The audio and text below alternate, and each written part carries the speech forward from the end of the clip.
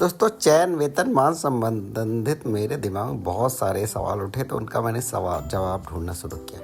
जैसे कि अंतर जनपदीय जो है उनका लेके कि नहीं, और जैसे कि एक किसी का चयन वेतनमान अगर मई में लग रहा है तो उसको जो रेगुलर इंक्रीमेंट मिलता है जुलाई का लगेगा कि नहीं। ऐसे ढेर सारे सवालों के जवाब मैं ढूंढने निकला और मुझे मिले तो मैंने सोचा कि चलिए मैं अपने शिक्षक साथियों के साथ शेयर कर लेता हूँ ताकि आपको भी कोई दिक्कत ना हो। बहुत कन्फ्यूज़न है भाई साहब, इतना कन्फ्यूज़न है कि परेशान हो गया मैं ढूंढ के। फिर भी चलिए कुछ जवाब ढूंढ के लाए ही, ठीक है। तो चलिए चयन वेतन मिलता क्यों है? मिलता ये है कि भैया एक पद पे अगर 10 साल रह ली है तो आपको जो है चयन वेतनमान मिलता है। अगर प्रमोशन नहीं मिलता है तो मिल जाता है तो कोई बात ही नहीं, जिसको प्रमोशन मिलता है उसको चयन वेतनमान नहीं मिलेगा, ठीक है, ये क्लियर है।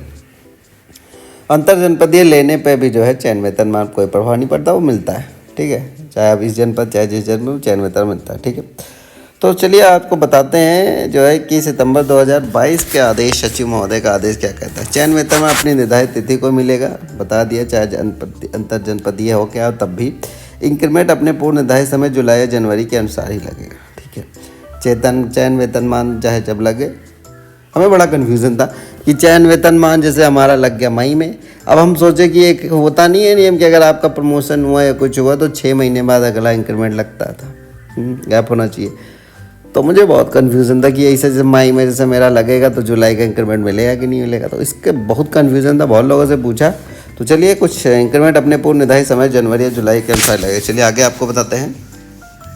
संशोधित संख्या 67/2016 22 दिसंबर 2016 का प्रस्तर 8वें नियुक्ति, प्रोन्नति या वित्तीय स्तरोन्नयन प्राप्त होने की स्थिति में अगली वेतन वृद्धि न्यूनतम 6 माह की सेवा के उपरांत 1 जुलाई या जनवरी 2 ही बार लगती है। उसके अनुसार बाद अगली वेतन वृद्धि 1 वर्ष के बाद वार्षिक प्राप्त होगी, ठीक है। चयन प्रोन्नति वेतनमान स्वीकृत होने पर वेतन में निर्धारण उक्त प्रस्तर लागू नहीं है। बात समझिए। सारांश, चयन वेतनमान मिलने वाला वित्तीय लाभ इंक्रीमेंट की श्रेणी में नहीं आता, ठीक है। इसलिए चयन वेतनमान पर डेट ऑफ इंक्रीमेंट परिवर्तित नहीं होगी। जो ये कह रहे हैं उसके हिसाब से अगर समझा जाए तो जैसे मई में हमारा इंक्रीमेंट लगा तो हमारा इंक्रीमेंट जो है जुलाई में जो लगता है वो जुलाई में लगेगा। ऐसा नहीं होगा कि 6 महीने का गैप हो गया तो फिर हमारा हो जाएगा जनवरी में, नहीं, इनके हिसाब से। हमारा कुछ नहीं है, हम नहीं जानते कुछ, तो नहीं चेंज होगी। आगे चलते हैं हम लोग,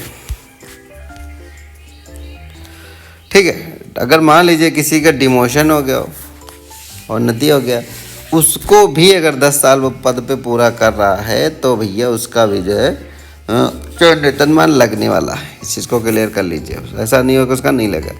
तो अब उम्मीद करते हैं चीज़ें क्लियर हो चुकी हैं। जिनका 10 साल पूरा हो चुका है, चाहे जनपदीय हो आया हो चाहे कहीं से लगेगा, और वो भी क्लियर हो गया है कि अगर आपका इंक्रीमेंट लग रहा है तो रेगुलर वो एक बढ़ता है चयन वेतनमान, तो वो का गैप नहीं होगा, जैसे लगना था वैसे ही इंक्रीमेंट लगेगा, ठीक है।